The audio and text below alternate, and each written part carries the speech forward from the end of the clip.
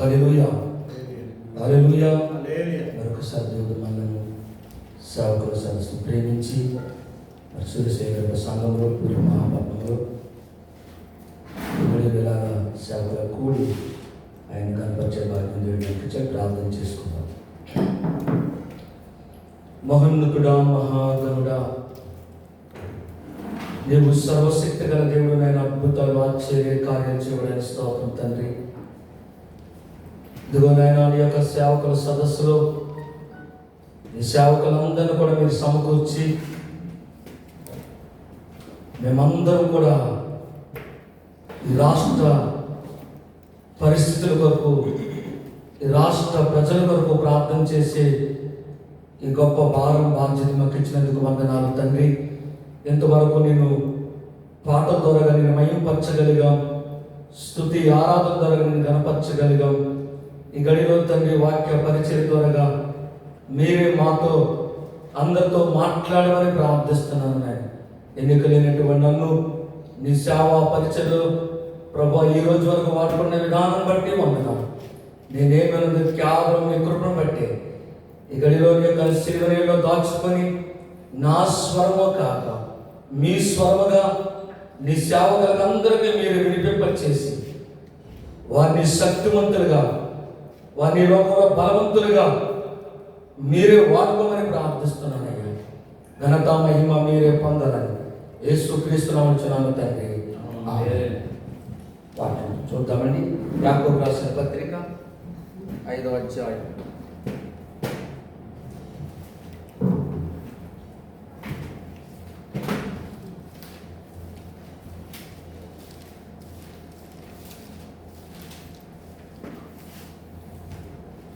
దేవుని వాక్యాన్ని చదువుకుందామండి. యాకోబు పత్రిక 5వ అధ్యాయము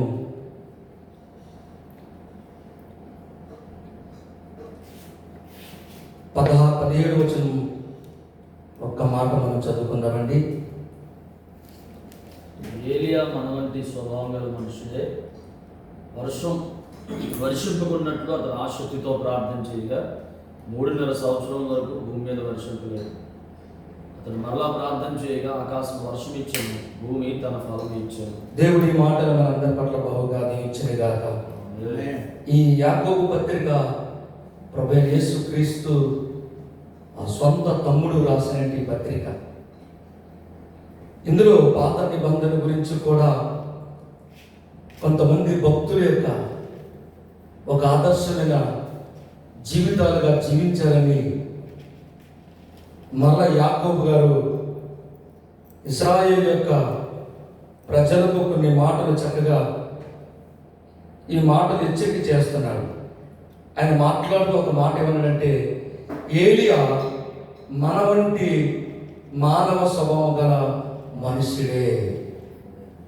ఒక మనుషులతో చక్కగా మాట్లాడుతున్నాడు. ఏలియా మనలాంటి మనుషుడేనండి, మనలాగే ప్రవర్తిస్తున్నాడు, మళ్ళా జీవిస్తున్నాడు, మళ్ళానే బ్రతుకుతున్నాడు అని చెప్తూ అతడు ఆసక్తితో ప్రార్థన చేయగా 3.5 సంవత్సరాల భూమి మీద వర్షింపలేదు.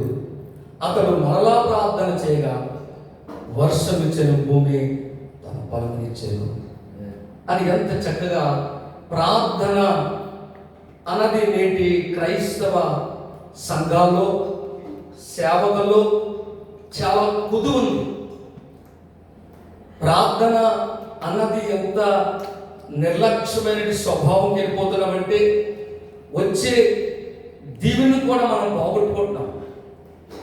అది మీరు గ్రహించలేకపోతున్నారు. ఇది దేవుని ఆలయము, ఇది దేవుని మందిరము, ఇది దేవుని సన్నిధి, ఇది దేవుని ప్రార్థించే స్థలం అని అంటుంటాం. మరలా అందులో మనం ఎలా జీవిస్తామంటే ఒక మానవ యొక్క జీవితంలో లోకానుసారులు ఎలాగైతే జీవిస్తారో అట్టి జీవితాలు సంఘాల్లో, సంఘ కాపర్లో కనిపిస్తున్నాయి. అందుకే ప్రార్థన యొక్క జీవితము లోపం మనలో కనిపిస్తుంది. కానీ యాకోబు ఎంత చక్కగా, ఏలియా మనలాంటి మనుషుడే, అతడు ప్రార్థన చేయగా ఆకాశము ముయ్యబడ్డది. ఎంత శక్తి అనేది ఎంత బలమండి. వాక్యంలో మనం చెప్తుంటాం సేవకులుగా, ప్రార్థన ఊపిరిలో అంటాం మనం. ప్రార్థన వెన్నుపూస లాంటిది అంటాం. ప్రార్థనలో చేయలేని కార్యం ఏది చేయడం చెప్తుంటాం, కానీ ఆ శక్తిని ఎంతవరకు మనం గ్రహించగలుగుతున్నాం, ఆ శక్తి గురించి ఎంత ప్రార్థన చేయగలుగుతున్నాం. అట్టి దైవజన్ని ఒక ఆదర్శంగా తీసుకొని ఆ దైవజన్య యొక్క లక్షణాలు, ఆ దైవజన్లో ఉన్నటువంటి గుణాలు ఎంత మంచిగా పరిశుద్ధ బైబిల్ గ్రంథంలో ఉండగలిగాయి. కాబట్టి నా జీవితాల్లో ప్రభు మీద ఆధారపడుతున్న మన జీవితాల్లో ప్రభువు యొక్క సేవ ఇన్ని కోట్ల ప్రజల మధ్యలో మనందరినీ కూడా దేవుడు ఎన్నుకున్నాడంటే దేని కొరకంటే నువ్వు నమ్మకంగా నా సేవ చేస్తావని దేవుడు పిలుచుకున్నాడు. చాలా మంది ఉన్నారు, ఎంతో మంది భూమి మీద పండితులు, జ్ఞానవంతులు ఉన్నారు, ఐశ్వర్యవంతులు ఉన్నారు. అంతమంది ఉన్నా సరే దేవుడు మన మీదే అంత నమ్మకం పెట్టుకొని మన దేవుడి సేవలో ఎన్నుకున్నాడండి. ఆ ఎన్నుకున్న దేవుణ్ణి పరిచర్య రీతిలో మనం చేయగలుగుతున్నాం అన్న సంగతి మనంతటి మనకే విమర్శన కావాలి. అందరూ సేవకులే, అందరూ దైవజనులే, అందరూ సేవ కాపరులే. అటువంటి వారి జీవితాల్లో మనం ఎలా ఉంటామో ఒకసారి జ్ఞాపకం చేసుకోవాలి. చాలాసార్లు లోక పరిస్థితులు చూస్తుంటుంటే చేతగాని సేవకులుగా ఉన్నామని ఒక్కోసారి నాకు అనిపిస్తుంటుంది. అంటే పిరికి బంధంలాగా అయిపోతున్నాం మనం. ఏదైనా సంఘటన జరిగితే, ఏదైనా కార్యం జరుగుతుంటే మనం ఎందుకు చేతగాని దైవజనులుగా ఉండిపోయాం, ముద్రించబడుతున్నాం.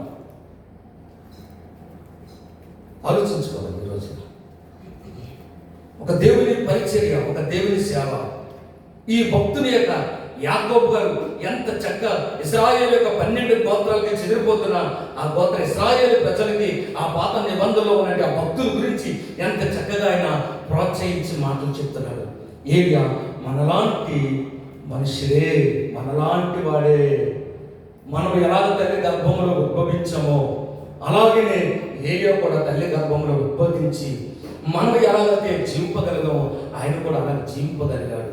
ఆయన ప్రార్థన చేస్తే దేవుడు ఎందుకు ఒకరోజు కాదు, 2 రోజులు కాదు, 3.5 సంవత్సరాల భూమి మీద వర్షింపకుండా ఆపగలిగాడు.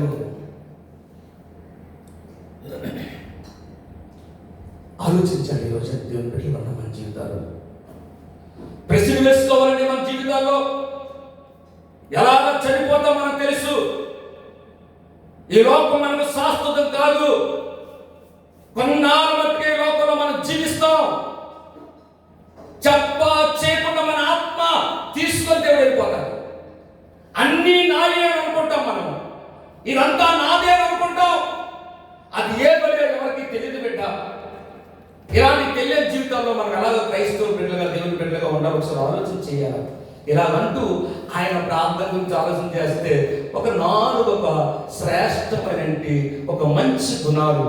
దేవుడు ఒక నరుడిని ప్రార్థన ఆలకించాడంటే ఆయనకి ఇష్టమైంది కాబట్టి ఆయన అనుకున్న ప్రతి మాటను దేవుడు అంగీకరించగలుగుతుంటే ఆయనలో అటువంటి సుగుణాలు ఆయనలో ఉన్నాయి, అలాంటి మంచి లక్షణాలు ఉన్నాయి.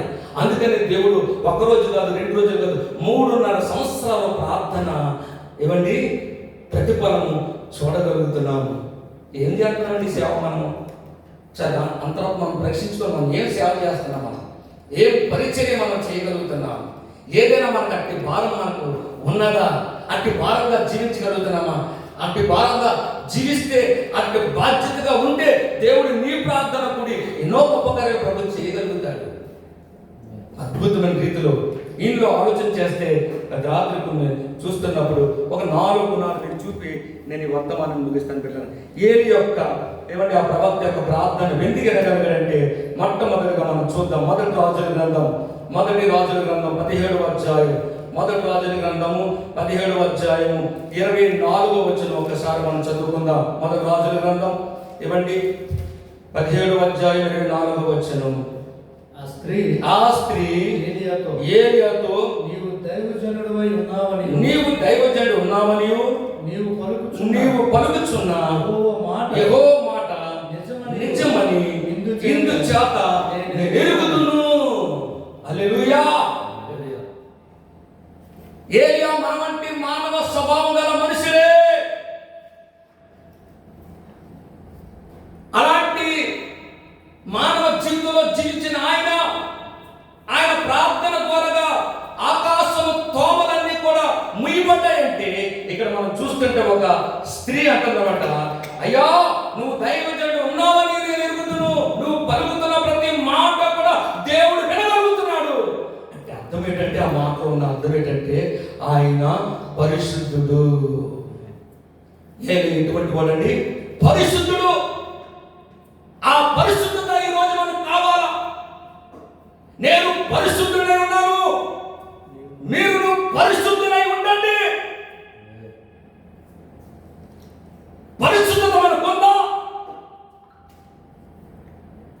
పరిశుద్ధ గురించి ప్రార్థన చేయగలుగుతున్నామా? ఈ సహోదరి, అయ్యా నువ్వు దైవజనుడివే, నువ్వు దైవజనుడివేనయ్యా, నువ్వు దైవజనుడివే, నువ్వు సేవకుడివేనయ్యా, నువ్వు సేవకుడివేనయ్యా, నీవు పలుకుతున్న ప్రతి మాట కూడా యెహోవా ఆలకిస్తున్నాడయ్యా. ఒక స్త్రీ ఒక దైవజనుడిని పట్టుకొని అంత మాట పలకగలుగుతుంది. బిడ్డ ఆలోచించాలి. ఈ రోజున ఏలియా ప్రార్థన దేవుడు వినగలిగాడంటే ఆయన పరిశుద్ధుడు. ఈరోజు మన ప్రార్థనను వినాలి, మన ప్రార్థన ఆలకించాలి అంటే అంత పరిశుద్ధం లేకపోతే నీ ప్రార్థన నా ప్రార్థన ప్రభు వినడండి. వినడాను. ఆయనకు కావాల్సింది ఆయన సన్నిధిలో సిద్ధపడండి. సేవకుడైనా సంఘమైనా సరే అంత పరిశుద్ధత ఉంటేనే మన ప్రార్థన ఆయన వింటాడు. Praise the Lord. ఎందుకో పరిశుద్ధుడు అంటే ఒకే ఇంట్లో తెలుసా, మేడ మీద సేవకుడు ఉంటే కింద నా తల్లి అంటే సారాపతి గ్రామంలో మెదవరావు అంటే పెద్ద వయసు అనుకుంటాం మనం. ఆమె వయసు ఎంతో తెలుసా? చాలా మన చిన్నప్పుడు నేను రాత్రి ఆ రోజు నేను స్టడీ చేస్తుంటే అమ్మ ఇది అంటే వెదవాలంటే చాలా పెద్ద వయసు ముస్లిం అని కాదు. ఆమె వయసు ఎంత తెలుసండి? చరిత్ర చెప్తుంది 30 సంవత్సరాలు. ఎన్ని సంవత్సరాలు? ఒక 30 సంవత్సరాలు యవనస్తురాలు, ఒక యవన సేవకుడు ఒకే ఇంటిలో వారు జీవిస్తున్నారు. ఆ దైవజనుడి యొక్క జీవిత విధానం రోజు చూస్తుంది. ఆ దైవజనుడి మాట పలుకుతున్న ఆ మాటలు చూస్తుంది, తన ప్రవర్తన చూస్తుంది. ఒకే ఇంటిలో 3.5 సంవత్సరాలు అదే ఇంటిలో దైవజనుడు నివాసం చేశాడు.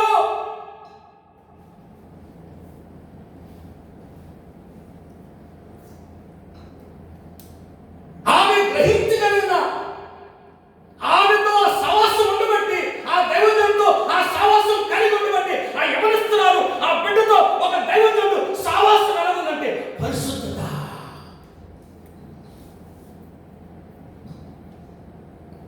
ఆ పరిశుద్ధత అన్నది నేటి సమాజంలో, నేటి సంఘాల్లో, నేటి సేవకులు కొద్దువై ఉన్నది. పరిశుద్ధత. అయ్యా నీవు పలుకుతున్న మాట యెహోవా వింటున్నాడయ్యా, యెహోవా ఆలకిస్తున్నాడయ్యా. పరీక్షించుకున్నాను ఈ రోజున. పరిశుద్ధత, పరిశుద్ధ గల దేవుడు అని చెప్తాం, పరిశుద్ధత గురించి మాట్లాడతాం, పరిశుద్ధ క్రియలు మనకు కనిపించలేదు. పరిశుద్ధత. నేటి దైవజనులు కానీ సంఘాలు కానీ సరైన రీతిలో విధానం ఉండడం గల కారణం ఏంటంటే పరిశుద్ధత లోపం ఉంది. చాలా మంది దైవజనుల గురించి మాట్లాడుతుంటే చాలా బాధ కలుగుతుంది. యూట్యూబ్లో, ఫేస్బుక్లో పెడుతుంటే ఇలాంటి ప్రవచనాలు పలికారండి, ఇలాంటి మాటలు అన్నారండి, వీటి వల్ల ఏదేదో నాయకులు అట్టయిపోతారంటే ఆ దైవజనులు పెట్టి అన్యులు ఏం చేస్తారంటే ఆ పరిశుద్ధ గల దేవుడిని నామం ఏమవుతుందంటే దోషం కలుగుతుంది, దేవుని నామమును ఎగతాళి చేయబడుతుంది.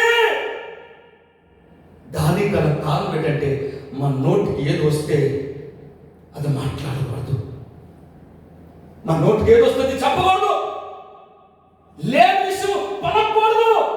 కానీ నేను మాట్లాడుతుంది ఏంటంటే నువ్వు పలుకుతున్న మాట, నువ్వు చెప్తున్న మాట యెహోవా వింటున్నాడు. Praise the Lord. ఈ రోజుల్లో సంఘ కాపుల చరిత్ర చూస్తే ఒక అమ్మాయితో చెప్పాలి, ఒక సేవకుడు సమాజంలో సిగ్గు తలవంచినట్టు వాళ్ళు మనం చెప్పుకుంటే చాలా సిగ్గు. నేర్చుకోవాలి. ఆ సృష్టికర్త అయిన దేవుడు, ఆ దేవాది దేవుడు, ఆ పరిశుద్ధ గల దేవుడు, ఆయన మన మాట వినడానికి ఆయన ఎంత ఆనందపడతాడో, నిన్ను నమ్ముకొని నీ మీద ఎంతో ఆశపడి నువ్వు ఒక సేవ దైవజనుడిగా, ఒక పరిశుద్ధుడిగా ఉంటావు, నిన్ను బలమైన సేవకుడిగా వాడుకున్నానంటే ఈ లోక సంబంధమైన విషయాలను బట్టి మనం ఏం చేద్దంటే ఆ పరిశుద్ధతను ఏం చేసుకున్నాం అంటే పోగొట్టుకుంటున్నాము. అది పోగొట్టుకుంటున్నాం బిడ్డలారా. అంత ఆ బిడ్డ యవనస్తురాలు ఆ ఉన్న సరే ఒకే ఇంటిలో ఒకే గృహంలో 3.5 సంవత్సరాలు ఒక సావాసంలో వారు జీవించగలిగారు. ఎంత గొప్ప ధన్యతండి నిజంగా. ఒక దైవజనుడు, ఒక దైవజనుడు ఆ యవనస్తురాలు తన భర్తను పోగొట్టుకున్న ఆమె జీవితంలో అప్పటికి ఆ కుమారుడు మరణపరమైన పరిస్థితిలో ఉంటుండగా ఈ మాట, అయ్యా నా కుమారుడు చనిపోతాడు, నా కుమారుడు చచ్చిపోతాడయ్యా, మన్నగని రోగంలో ఉన్నా నువ్వు పలుకుతున్నావే, ఆ పలుకే నా కుమారుని బ్రతికించగలిగింది. హల్లెలూయా. అట్టి భాగ్యము ఈరోజు నేను కూడా గ్రహించాలండి. బతుకుతున్నావు, తింటున్నావు, సంపాదించుకుంటున్నావు, ఉంటున్నావు, అది కాదు. దేవుని సేవ అన్నది ఏంటంటే, దేవుని పరిచయం అన్నది ఏంటంటే ఒక లోకానికి నువ్వు చూపించవలసింది ఏమీ లేకుండా నీ పరిస్థితులు దేవుని చూపించు. అదే దేవుడు కోరుకుంటున్నాడు. అట్టి వారు కావాలని దేవుడి ఈ రోజున ఈ కడల దినాల్లో, ఈ అంచె దినాల్లో దేవుడు చూస్తున్నాడు. అట్టి పరిస్థితుల్లో ఎవరో సేవకులు ఉన్నదా, అట్టి మాట నా దైవజనుడి నోట నుంచి ఈ ప్రపంచాన్ని తలకిందలుగా చేయబడిగా చేస్తాను. Praise the lord. పౌలు సేవకు ఎక్కడికి వెళ్తుంటే వారి గురించి సాక్ష్యం ఏంటంటే భూమిని తలకిందలు చేయవారు ఇక్కడికి వచ్చి ఉన్నారు. ఎందుకు బట్టి అంటున్నారు? వారు ఏమి లోపంలో ఉన్నది ఏమి ఆశించలేదు. వారు ఆధారపడితే ఎవరి మీద ఆధారపడతారంటే కేవలము దేవుని మీద ఆధారపడుతున్నారు, దేవుని మీద ఆధారపడి జీవిస్తున్నారు. అట్టి భాగ్యము నీకు నాకు కూడా కావాలని గ్రహించాలి. ఎందుకు ఆ మాట అందంటే ఎరిగి వచ్చినము చూడండి, ఒక చక్కని మాట చూద్దాం. ఆ తల్లి అలాగన్నాడంటే ఆ మాట ఎంత చక్కగా చూడండి. యెహోవా నా దేవా, నన్ను చేర్చుకుని ఈ విధవరాలి కుమారుని చంపినంతగా ఆమె మీదకి కీడు రాజేసిందని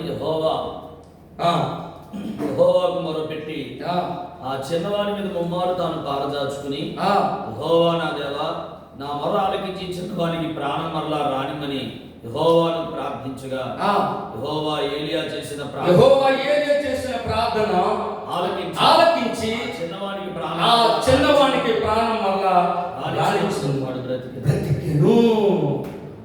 చూపిస్తున్నాడండి పరిశుద్ధతలో ఎంత శక్తి ఉన్నదో, పరిశుద్ధతలో ఎంత శక్తి ఉన్నదో.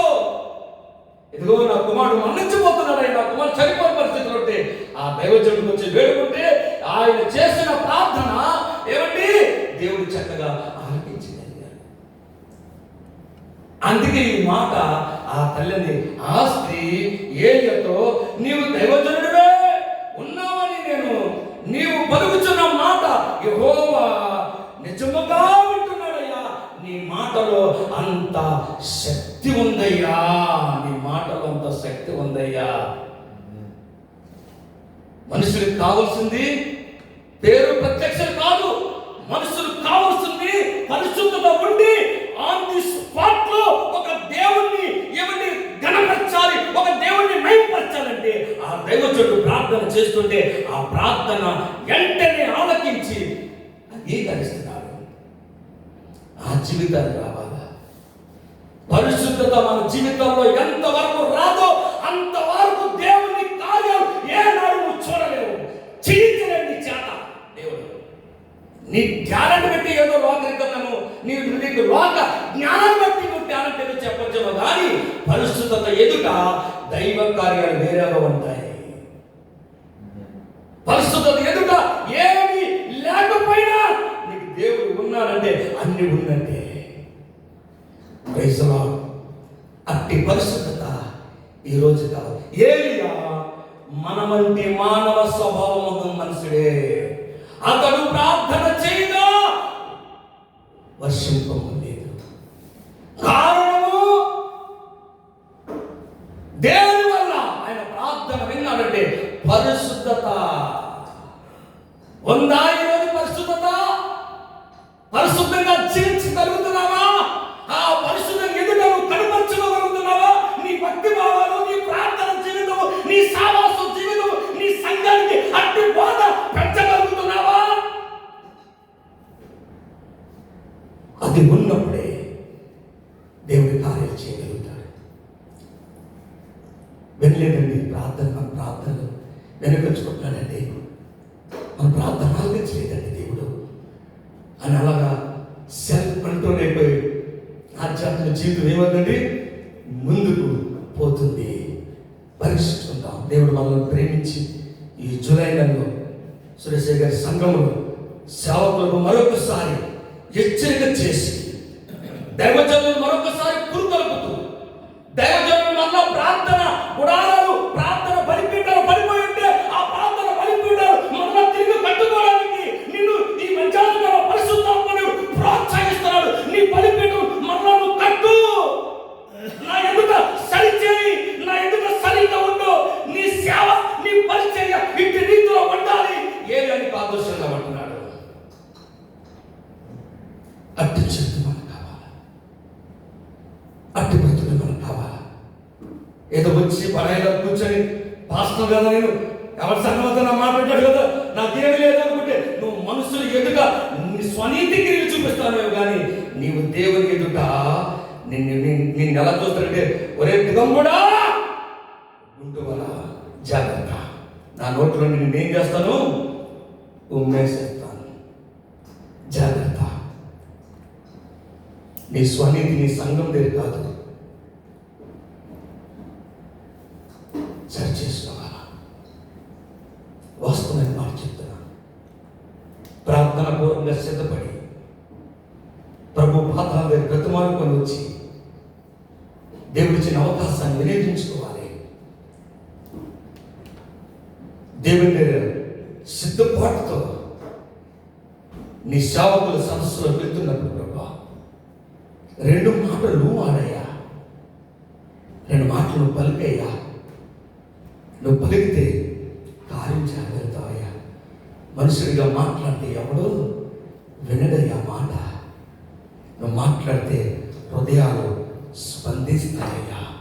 నువ్వు మాట్లాడితే మరలా వారి ప్రార్థన జీవితాలు తిరిగి కట్టుకోగలుగుతారయ్యా. అట్టి జీవితాలుగా ఉంటే దేవుడు మన పట్ల కార్యం చేస్తాడు. ఎందుకు వెనుకుంటున్నాడు మన ప్రార్థన? దేవుడు ఎందుకు ఆలోచించుకుంటున్నాడు మన ప్రార్థన? అసలు దానికి ప్రతిఫలం రాలేకపోతుంది కదా, కారణం ఏంటి అన్న ప్రశ్న ఈరోజు నువ్వు ఆలోచన చేసుకో. నా సంఘం అభివృద్ధి రాలేదేంటి? నేను అభివృద్ధిలోకి రాలేకపోతున్నానంటే, ఎంత చేసిన ప్రయాస వృధా అయిపోతుందంటే, అంటే భారం నీకు ఈరోజు దేవుడు ఉండాలని నీతో మాట్లాడుతున్నాడు.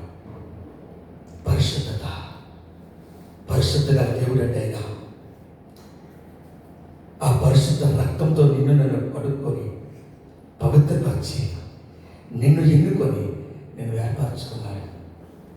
నా ముందు ఎంతోమంది దైవజనులు చూశాను. నేను ఎంతోమంది దైవజనులు, ఎంతోమంది గొప్ప గొప్ప దైవజనులు అందరూ నేను ఎంతోమందిని చూడగలిగాను. అందరూ కూడా ఎలాగైపోయినట్టే లాస్ట్కి కిందకి ఏమండి పడిపోయిన పరిస్థితులు వస్తాయి. చాలామంది దైవజనులు ఈ కట్టకు వచ్చి 22 సంవత్సరాలు సేవ చేస్తున్నాను. ఈ రోజు వరకు అదే పరిస్థితిలో అదే స్థితిలో ఉన్నాను. ఆ పరిశుద్ధత అన్నది మనలో లేకపోతే ఏనాడు దేవుడి కార్యం.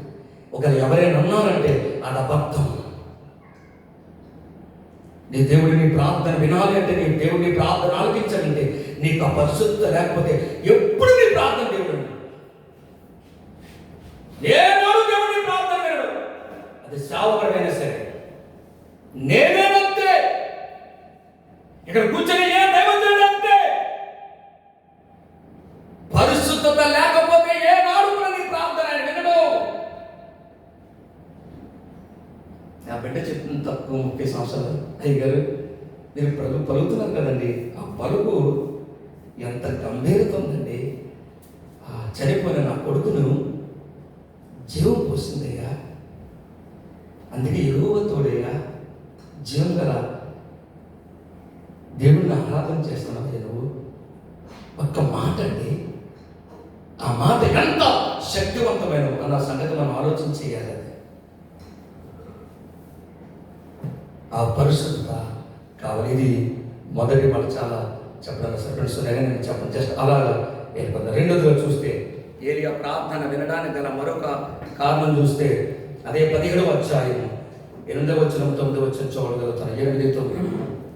అంతటి యెహోవా అతనికి ప్రత్యక్షమై ఇలాగ సెలవిచ్చాడు, నీవు సీదోను పట్టణ సంబంధమైన సారెపతను ఊరికి పోయి అచ్చటను, నిన్ను పోషించుటకు అచ్చటనున్న ఒక విధవరాలికి నేను సెలవిచ్చి తిని. చాలండి. ఈ మాటలో మరొక దేవుడు మాట్లాడతాడంటే, నువ్వు సారపతికి వెళ్ళు, అది వెళ్ళిపోమ్మా. దేవుడు అలా మాట్లాడతాడు, నువ్వు వెళ్ళు, నిన్ను పోషించడానికి ఒక తల్లి ఉంది. అలా ఒక తల్లి అమ్మాయి రేపుకాడు, అమ్మాయి బయట హల్లెలూయా. కాబట్టి ప్రభుని కలిగిన మన జీవితాల్లో, ప్రభు కొరకు బ్రతుకుతున్న మన జీవితాల్లో దేవుడు చెప్తున్నాడు అన్నమాట. ఎవరితో చెప్తున్నాడు? ఏలియాతో చెప్తున్నాడు. ఏలియా మరలా మాట్లాడలేదు. ఏమంటే విధేయత చూపిస్తున్నాడు. విధేయత లేదు మనకు, అన్ని దేశంలో లేదు. ఎవడో తప్పు చేస్తాడు, దేశంలో తప్పు చేస్తాడు, తెలియడు తప్పు చేయలేదు.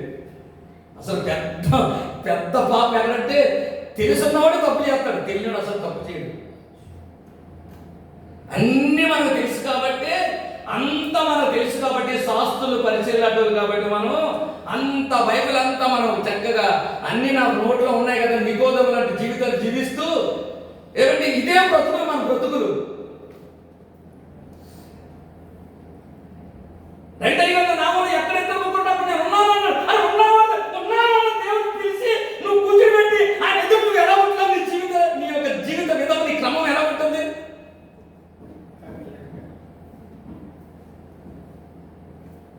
ఉందంటే డిసిప్లిన్ మనకి ఉందా? ఆలోచించండి.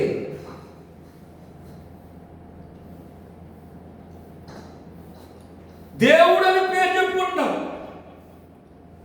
దేవుడని పేరు చెప్పుకొని దేవుని సావాసం చెప్పి దేవుడిని ఇక్కడ ఏం చేస్తున్నాం? అవమానం చేస్తున్నామండి.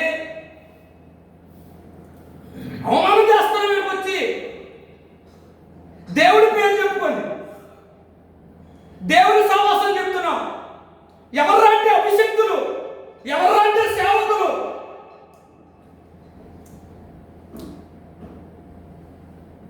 ఒక అరగంట కూడా కూర్చొని కూడా మనకెంతో లేదు. ఇట్లా చెప్తున్నాడు, నువ్వు వెళ్ళు, సరపదాని గ్రామానికి వెళ్తే అక్కడ ఒక తల్లి ఉంది, అక్కడ నేను నచ్చని నేను పోషిస్తాను. రెండో మాట అర్థం, దాని అర్థం ఏంటంటే విధేయత. ఏమన్నారు మనకి? దేవుడు చెప్తున్న మాట పలుకుతున్నప్పుడు, దేవుడు మాట్లాడుతున్నప్పుడు, దేవుడు స్వరం పెట్టి వినండి మాట్లాడుతున్నప్పుడు మనకి ఏం కావాలా? విధేయత కావాలా? ఇంకా నీకు బాగా అర్థం అవ్వలేదంటే లోబడు దేవుని మాటకి.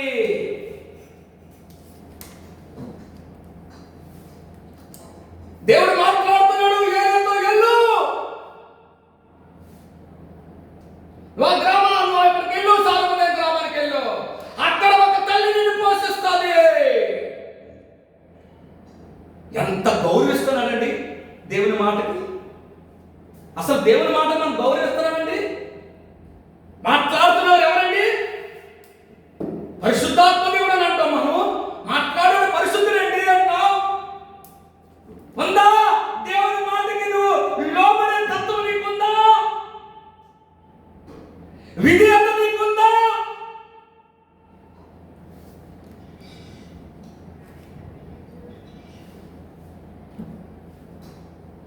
ఆలోచిద్దామండి ఈ రోజున బాధకరిస్తుంది.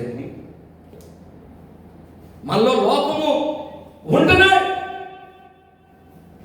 ఆ లోపాన్ని సరిచేసుకోవడానికి దేవుడు మాట్లాడుతుంటాడు. నీ లోపాన్ని సవరించడానికి దేవుడు మాట్లాడుతుంటాడు. అయినా మనం ఏం చేస్తుంటాం? ఆ మాట విన్నాము. అంత పెద్ద ప్రార్థన పరుడనేంటి దైవజనుడు దేవుడు చెప్పిన మాటకి వెంటనే లోబడ్డాడు.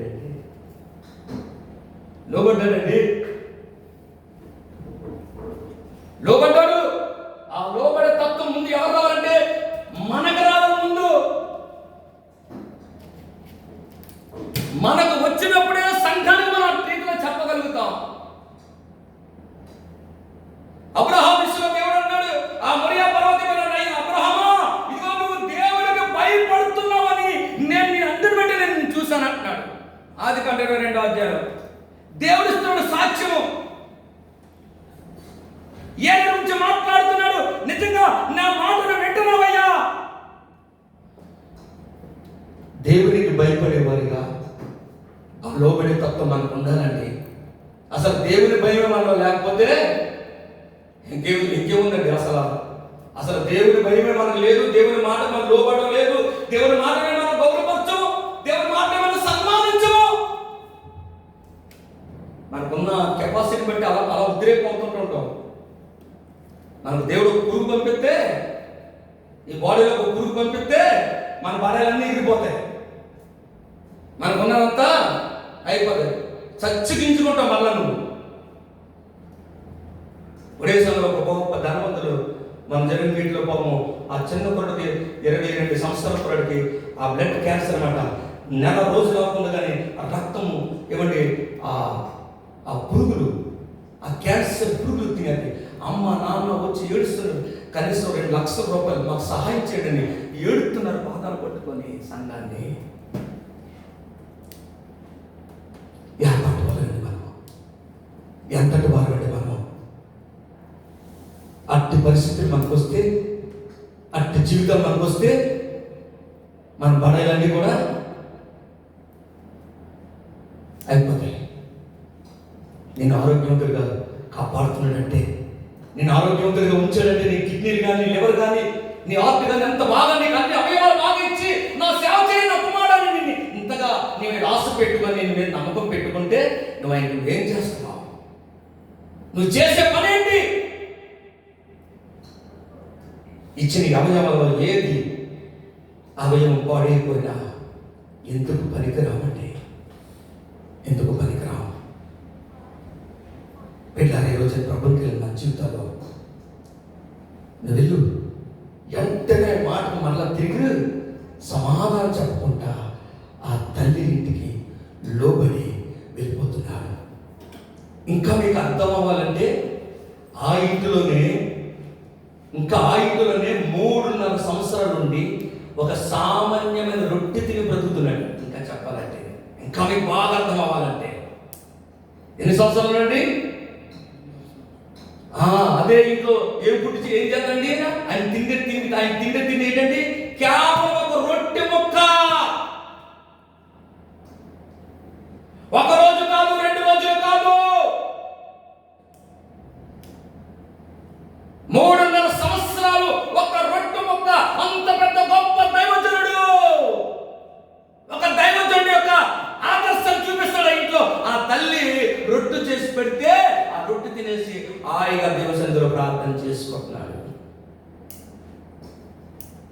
ఒక సామాన్యమైన రొట్టె ఒక్క కాదు 3 సంవత్సరాలు అదే ఆహారాన్ని తింటున్నాడు. లోబడే తత్వం అంటే అదండి. లోబడే జీవితం ఉండాలని దైవజనులకి, సేవకులకి. ఆలోచించావు ఏ రోజు నీకెంత సమృద్ధిని దేవుడు ఇస్తున్నాడు. నీకు ఎంత విచ్చలవిడిగా నువ్వు తిరుగుతున్నావు, విచ్చలవిడిగా నువ్వు ఖర్చు పెడుతున్నావే, విచ్చలవిడిగా దేవుని సొమ్మును ఎంత విచ్చలవిడిగా రాజులపై జీవిస్తున్నావే. కానీ ఏలియా ఆ రొట్టెతోనే, రోజు వండిన రొట్టెతోనే 3.5 సంవత్సరాలు జీవించగలిగాడు. సండే పాస్టర్ గారికి చికెన్ లేకపోతే ఎంత పడాయో ఆలోచించండి. ఏలియా మన వంటి మానవ స్వభావం గల మనుషుడే. అతడు ప్రార్థన చేయగా 3.5 సంవత్సరం భూమి మీద వర్షం పలేదు. ఛాలెంజ్ తీసుకోరండి. ఛాలెంజ్ ఒక సేవకుడు అంటే ఛాలెంజ్ చేస్తాడండి. దమ్ము ఉండాలి. ఎవరికైనా ఒక దేవుని సేవ చేస్తున్నామంటే ఒక కలేజం ఉండాలి. ఏమున్నా లేకపోయినా పెట్టి దేవుడికి లోబడే తత్వం, ఆ పరిశుద్ధత ఉండాలి ఒక దైవజనుడికి. అప్పుడే ఆ దేవుని ఎదుటను మెప్పు పొందే బిడ్డగా ఉంటావు. ఏనాడైనా నీ జీవితంలో ఏనాడు ఆలోచన చేసావా? అవునయ్యా, 3.5 సంవత్సరాలు ఒక్క రొట్టెతో అలా తింటానే ఉంటున్నాడు దైవజనుడు. ఎంత లోబడే తత్వం అండి ఆ సేవకుడికి, ఎంత విధేయత అండి ఆ దైవజనుడికి. లోబడే తత్వం మనకి ఇప్పటికీ కూడా రాకపోతే ఇంకెవ్వరిని నేను ఏం చేయలేడు. నేను ఎవడేం చేయలేడండి. మన జీవితంలో ఏమి చేయలేడు. చేసుకుని కలుగు చేసుకుని దేవుడు కలుగు చేసుకుంటాడు. ఇంత చెప్పినా కూడా లోబడలేదంటే దేవుడు కలుగు చేసుకుంటాడు, ఏదో చేస్తాడు. అది వాళ్ళ గ్యారెంటీ. రాసుకోండి. ఈ రోజున ఒక సేవకుడు నేను ఈ మాట చెప్తుంది. సురేష్ పాస్టర్ చర్చిలో రాజ్ పాస్టర్ చెప్పారు మాట, నిజరా బాబు లోబడలేదురా, ఇయ్యే నాకు అందుకేదేవారు. అవునండి. 29 ఎన్నిసార్లు మరి అలా జీవితాలు మన జీవితంలో ఉండకుండా సరిగా చూసుకోవాలి. అన్నీ మనకి ఆల్రెడీ మనకి అన్నీ తెలిసిన మాటలు మన సేవకులు ఎవరు చెప్పవసరం. అందుకే సేవకులు కాబట్టి అందుకే చిన్న మాటలు చెప్తున్నారు. సంఘాలు కదా అన్నీ రిపేర్ చెప్పదని సేవకులు అన్ని చెప్పవసరం లేదు. ఒకే ఒక మాట, లోబడే తత్వం నీకుండాలా, పరిశుద్ధత నీకుండాలా. ఏమన్నారండి? లోబడే తత్వం ఉండాలా, పరిశుద్ధ. 3వ మాట చెప్తున్నాను.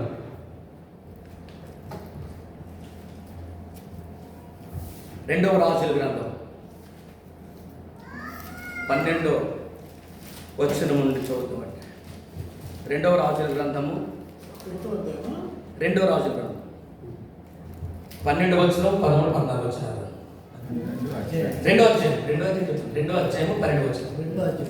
2వ రాజుల గ్రంథము 2వ అధ్యాయము 12వ వచనంలో చదువుకుందాం.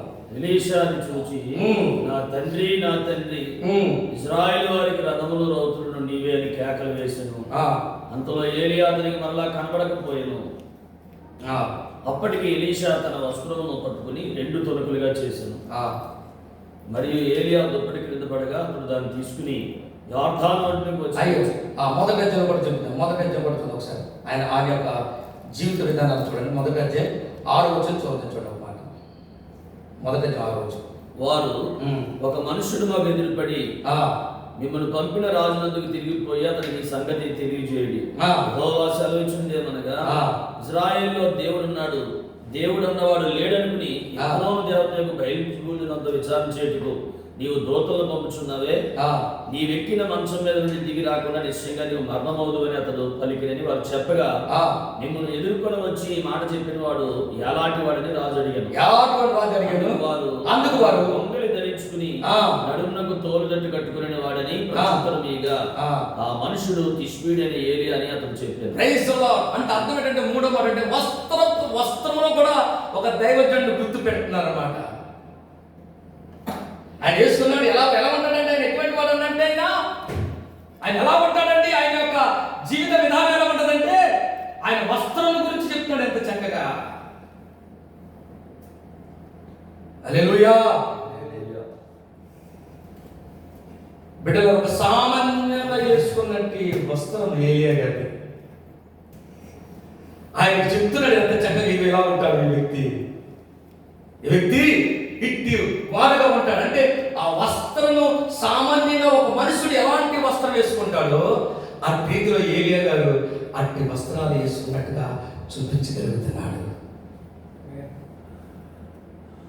ఆలోచించాలండి బిడ్డలారా, మన జీవితాల్లో ప్రభు కొరకు బ్రతుకుతున్న మన జీవితాల్లో ఆ వస్త్రంలో కూడా ఇప్పుడు చదివింది ఆ 2 అధ్యాయాలు చదవాల్సిన ఆ వస్త్రంలో కూడా ఏమంటే శక్తి ఉన్నది.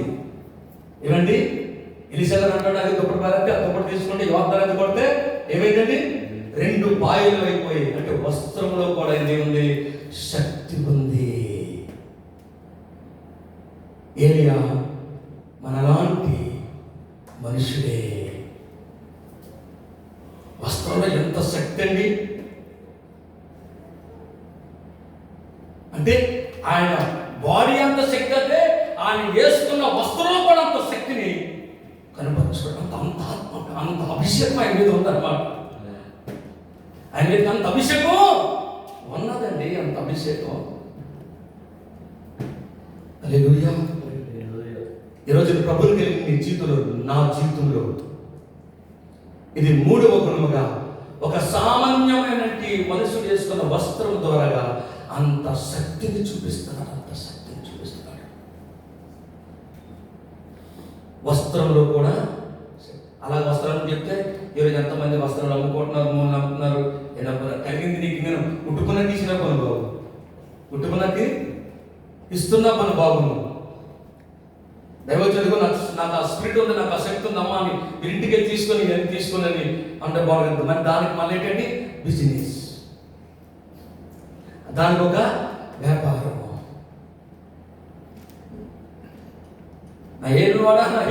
అయ్యా వెళ్ళిపోతాం ఇశ్రాయేలు రథం మీద ఉన్నట్టు వాడా అంటే చక్కగా ఆ వస్త్రం దుప్పటి పడితే ఆ వస్త్రం తీసుకొని యోర్దాను దగ్గర పడితే అంత 2 పాయలు అయిపోయాయంటే ఎంత శక్తి అండి ఈ లేఖకి, ఎంత బలమండి. అందుకే యాకోబు గారు ఉద్దేశించి ఆ మాటలు చెప్తాడు అన్నమాట.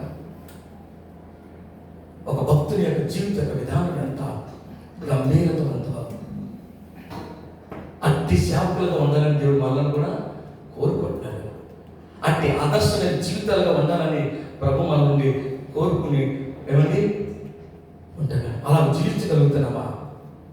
అలాగే చెప్పండి, ఎన్నో వస్త్రాల గురించి ఉన్నాయి కానీ అవన్నీ మనకి చెప్పవలసిన పర్లేదు. కాబట్టి ఈరోజు ప్రభువుకి వెళ్ళిన మన జీవితాల్లో, ప్రభు కొరకు బ్రతుకుతున్న నా జీవితాల్లో, నా బ్రతుకులో 3వదిగా ఆయన వేసుకున్న వస్త్రంలో కూడా శక్తి ఉంది. ఒక సామాన్యమైన మనుషుడు వేసుకున్న వస్త్రంలో కూడా ఆయనకి శక్తి ఉంది. శక్తికి మించిన కార్యాలు చేయండి. నీ స్వలాపాల గురించి కానీ, నీ పేరు ప్రత్యక్షలు కానీ ఏమండి, మహా గొప్పవాడు వాడు రాజులా ఉంటాడు, మన సామాన్యంగా ఉంటాం అంతే. ఆడు ఒకరోజు చావాలా, నువ్వు ఒకరోజు చచ్చిపోవాలా. వాడు సుఖంగా బతుకుతాడు, నువ్వు కొద్ది కష్టంగా బతుకు, అంతే డిఫరెన్స్. మానవులకి ఏమి లేదండి, అంతేనండి. ఏముందండి, ఆయన చనిపోవాలా, నువ్వు చనిపోవాలి. నువ్వు తీసుకెళ్ళిపోతే ఏముందా, నువ్వు తీసుకెళ్ళినప్పుడు ఏమి కూడా ఏమి తీసుకెళ్ళినప్పుడు కూడా ఈరోజు సేవ పరిచర్య మనకు చాలా అవసరమైనదని. శక్తి లేని సేవ, శక్తి లేని పరిచర్య వృధా.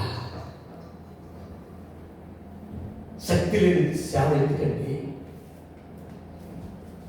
శక్తి లేని సేవ వృధా అండి. ఏదో కాలక్షేపం కొరకు, నువ్వు బ్రతకడానికి కొరకు, నీ భార్య బ్రతకడానికి కొరకు, నీ పిల్లలు బ్రతకడం కొరకు ఎన్ని వేస్తావు, అంతగా నీకేమీ లేదు. వాస్తవం లెక్క చెప్పాలి దేవుని దగ్గర. ఒక రోజున నువ్వు దేవుని ఎదుట లెక్క నువ్వు అప్పచెప్పక తప్పదు. నువ్వు జీవించే విధానం, నువ్వు చేసే సేవ, నువ్వు చేసే ప్రతి పరిచర్య కూడా నువ్వు దేవుని తీర్పులో నిలబడక తప్పదు బిడ్డ. ఇది ప్రభు మన నుండి కోరుకుంటున్నాడు, ఆశిస్తున్నాడు. 4వ మాట చెప్పి నేను చేస్తున్నాను. 4వది చూస్తే మరొక మాట దైవజనంలో ఉన్నటి శ్రేష్టమైన మాట. మొదటి రాజుల 17వ అధ్యాయం 1వ వచనం చదువుతాం. అంతటి గిలాదు కాపురస్తుల సంబంధీయును తీసుకుని ఏలి అహాబు నదికి వచ్చి ఎవని సన్నిధిని నేను నిలవబడి ఉన్నానో ఇశ్రాయేలు దేవుడైన యెహోవా జీవంతోడు నా మాట ప్రకారం గాక ఈ సంవత్సరములలో మంచైనను వర్షమైనను పడదని ప్రకటించారు. ఎక్కడికంటే అక్కడ ఏలియా దేవుని సన్నిధి గురించి మాట్లాడతాను. రాజుగారి ఇంటికి వెళ్ళి నేను ఎవరి సన్నిధిలో, ఇది నీళ్లు కాదు, ఇది రాజు బంగళా కాదు, ఇది ఒక రాజుతో ఛాలెంజ్ చేసిందన్నమాట. నేను ఎవరి సన్నిధిలో నిలబడి ఉన్నాను. దైవజనుడు ఎక్కడ నిలబడితే అక్కడ దేవుని సన్నిధిగా మారిపోవాలా. అది పరిచర్యలో ఉన్న దమ్ము. దేవుని సన్నిధిని చాలా అవసరం మనకి. దేవుని సన్నిధిని గౌరవపరచాలా. రాజుగారి ఇంటికి వెళ్ళి రాజు ఎదురు నిలబడి ఒక ఛాలెంజ్ చేసి చెప్తాడు. రాజ సింహాసనం మీద కూర్చోలేదు, మన బైబిల్లో రాయదు, కానీ ఒక ఆయన సింహాసనం మీద కూర్చోడు. ఆయన మనోడు గొప్పమని వెళ్ళి నేను ఎవరి సన్నిధిలో, దేవుని సన్నిధి. ఈరోజు ప్రభుత్వకి వెళ్ళి నీ నా జీవితంలో ఆ దేవుని సన్నిధిని మనం ఎంత గౌరవపరుస్తామో, దేవుని సన్నిధిని ఎంత రెస్పెక్ట్ మనం చేస్తామో అంత దిగించబడతామండి. అనాలోచనగా దేవుని సన్నిధి ఈనాడు కూడా మనం పాటు చేయకూడదు. ఉన్న అరగంటైనా ఉన్న గంటైనా అది దేవుని సన్నిధిని చెప్పుతున్నాం కాబట్టి ఆ దేవుని సన్నిధిని సన్నిధిగా ఉంచుకోవాలా. దేవుని సన్నిధి అని చెప్పి అనాలోచనగా ఉంటే దేవుడు చాలా బాధపడతాడు. నేను చూసి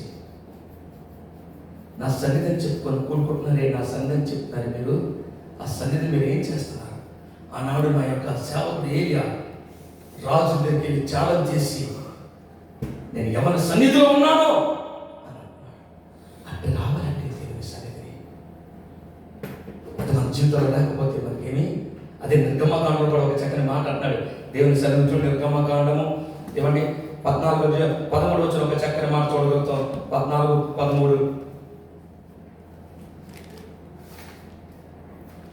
అందుకు మోషే భయపడకుడు, యెహోవా మీకు నేడు కలుగజేయ రక్షణను మీరు ఓరక నిలుచుండి చూడండి. మీరు నేడు చూసిన ఐగుప్తీయులను ఇక మీదట మరి అన్నడును. చూసారండి ఎంత చక్కదండి. అట్టి ఛాలెంజ్ కావాలండి దేవుని సన్నిధిని. మోషే గారు కూడా వస్తే దేవుని సన్నిధిని ఏం చేశారండి, మళ్ళా మేము చూడరు. ఏమన్నా అలా చేయగలుగుతున్నామండి సేవ మన జీవితంలో, అలా నిలబడగలుగుతున్నామండి మన జీవితాల్లో.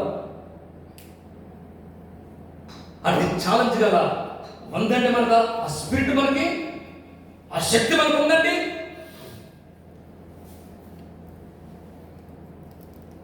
అట్టి జీవితం మనకు రావాలా. దేవుని సన్నిధిని గౌరవించాలి. అదే మోసాడు, అయ్యా నువ్వు నాతో రాకపోతే అసలు నేను ప్రయాణమే చేయలేను. నువ్వు నాతో ఉండాలి, నాతో నువ్వు ఉండాలయ్యా. కాబట్టి ఈ మధ్యాహ్నం ప్రభునికి వెళ్ళిన మన జీవితాలు ఏలి యొక్క ప్రార్థన దేవుడు ఎనగలిగాడంటే ఆయన మొట్టమొదటిగా ఇవ్వండి పరిశుద్ధత ఉంది ఆయనకి, ఆయనకు లోబడి తత్వం ఉంది. ఆయనకి వస్త్రంలో కూడా ఏమండి ఒక సామాన్యమైన వేసుకున్న వస్త్రంలో శక్తి ఉంది.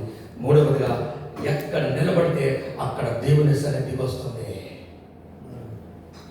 ఎక్కడ నిలబడితే ఎక్కడ ప్రార్థన చేస్తే అక్కడ దేవుని సన్నిధి రావాలండి. దేవుని అభిషేకం మండాలండి. ఆ మంట పుట్టించాలని మన జీవితంలో దేవుడి కార్యం చేస్తాడు. అలా జీవించడానికి మనం ప్రయత్నం చేద్దాం. అట్టి బ్రతుకులు బ్రతుకుదాం. అట్టి జీవితాలు మనం జీవించకపోతే మన జీవితాల్లో దేవుని కార్యం ఏనాడు మనం చేయము. ఆనాడు వాళ్ళు అలా చేయగలరంటే వాళ్ళు ఏ లోపం వాళ్ళు లేదండి. వారు దేవుడు ఏది చెప్తే అలా చేశారండి. వారి జీవితాల్లో వారు ఎక్కడ పొమ్మంటే ఎక్కడ పోతున్నారండి. వారు ఆ దేవుని సేవ, ఆ పలుకుతున్న ప్రతి మాట దేవుడు వినగలుగుతుంటే అంత పరిశుద్ధత ఉందండి. అలా జీవించు, సంఘాలు కట్టి దేవుని కొరకు రెండో రాకడ కొరకు నిలబట్టే కాపర్లుగా మనం ఉండాలి. దేవుని ఎదుట బలానమ్మకమైన మంచి దాసుడా అని అనిపించుకున్న యోగ్యత మనకు ఉన్నప్పుడే దేవుడు మన పట్ల బ్లెస్ చేస్తాడు. దైవజనులు మీకు అన్నీ తెలుసు నీవు నేను ఎంతవరకు అలాగా జీవించగలుగుతాం, ఎంతవరకు అలా బ్రతుకుతున్నాం మన సంగతి నీ అంత నాకు చెప్తున్నా. నాతో దేవుడు మాట్లాడాడు. వింటున్న నీతో దేవుడు మాట్లాడు. అవునయ్యా, నేను దేవుని సేవకుడుగా ఉంటే నాలో పరిశుద్ధత లేకపోతే నేను చేసే సేవ వ్యర్థమయ్యా. దేవుని దైవజనుడు చెప్పుకొని కూడా నాలో లోబడే తత్వం లేకపోతే నేను చేసిన సేవ వ్యర్థమయ్యా. నేను వేసుకున్న వస్త్రంలో కూడా ఆ రీతిలో శక్తి లేకపోతే, బలం లేకపోతే నా సేవ వ్యర్థమేనయ్యా. అంతేకాకుండా నేను చేస్తున్న సేవలో దేవుని సన్నిధి నా దిగి రాకపోతే, దేవుని సన్నిధి మేము అనుభవించకపోతే మన సేవ పనంతా వ్యర్థమే. అట్టి రీతిలో తీర్మానం తీసుకొని అట్టి బ్రతుకుతూ నిజముగా దేవుని కొరకు బ్రతికే బిడ్డలుగా జీవించాలా. అట్టి దైవజనులుగా దేవుని ఎదుట ఆ మెప్పు పొంది, ఏలియా మన వంటి మానవ స్వభావం మనసు గలవాడే కదా, అతడు ప్రార్థన చేసిన అట్టి కార్యం జరిగింది. నా జీవితంలో నా స్థలం అట్టి కార్యం జరుగుతూ దేవుని సన్నిధిని ఎప్పుడు మనకు వచ్చేలా ప్రార్థించాలి. అటు కృప మనకు మన కుటుంబానికి తోడేలుగా. ఆమేన్.